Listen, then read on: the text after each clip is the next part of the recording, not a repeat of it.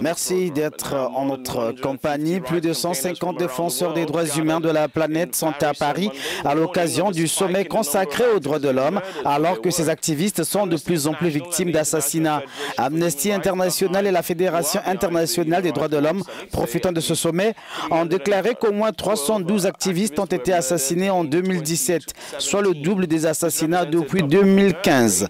Le sommet de Paris réunit des militants venus de 105 pays. Human rights issues in Africa have always dominated the headlines, and we take the latest from Equatorial Guinea, where a human rights defender was recently attacked.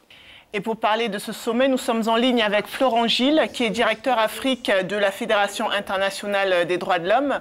Monsieur Gilles, bonjour. Alors, il s'agit là du deuxième sommet mondial des défenseurs des droits humains. Le premier a eu lieu en France il y a 20 ans. Qu'est-ce qu'on peut retenir de ces 20 dernières années en matière de défense des droits de l'homme? On peut retenir sur ces 20 dernières années que les défenseurs des droits humains sont devenus à la fois des acteurs incontournables de la vie politique, de la vie géopolitique et des sociétés modernes, et que à la fois ces défenseurs des droits humains, en raison de leur travail pour la défense des droits humains, sont de plus en plus attaqués. Ce qui était hier le baromètre des libertés publiques, c'est-à-dire quand on attaque les défenseurs des droits humains, ça veut dire qu'on attaque les droits de l'homme, c'est aujourd'hui devenu un indicateur de là où il faut porter le combat. C'est-à-dire qu'aujourd'hui, les défenseurs des droits humains s'occupent du droit à la terre, du droit à l'eau, du droit au logement, des exactions contre les populations, les crimes de masse, mais également le droit à l'environnement, etc., etc. Ils ont investi tous les secteurs de la société pour essayer de défendre une vision universelle, une vision pour les populations, et ils sont aujourd'hui au contact des populations. Alors ça, c'est au niveau mondial, mais plus particulièrement sur le plan du continent africain. Qu'est-ce qu'on doit retenir à ce sujet?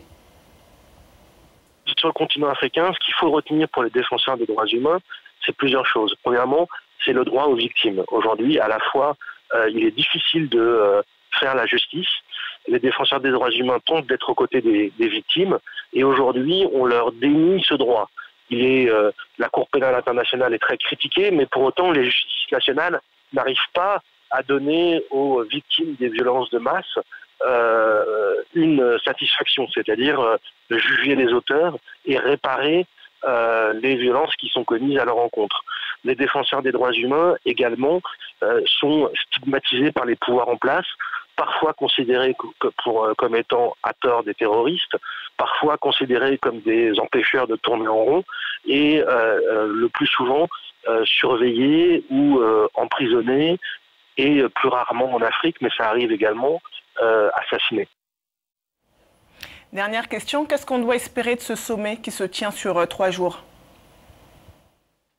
Le sommet de Paris, il y a 20 ans, avait amené à une déclaration qu'on appelle la Déclaration des Nations Unies sur les défenseurs des droits de l'homme, c'est-à-dire une déclaration qui reconnaît les droits des défenseurs des droits de l'homme et les protège.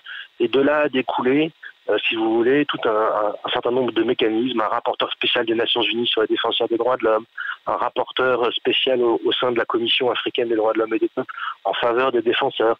On a commencé à faire attention aux défenseurs et à leur sécurité.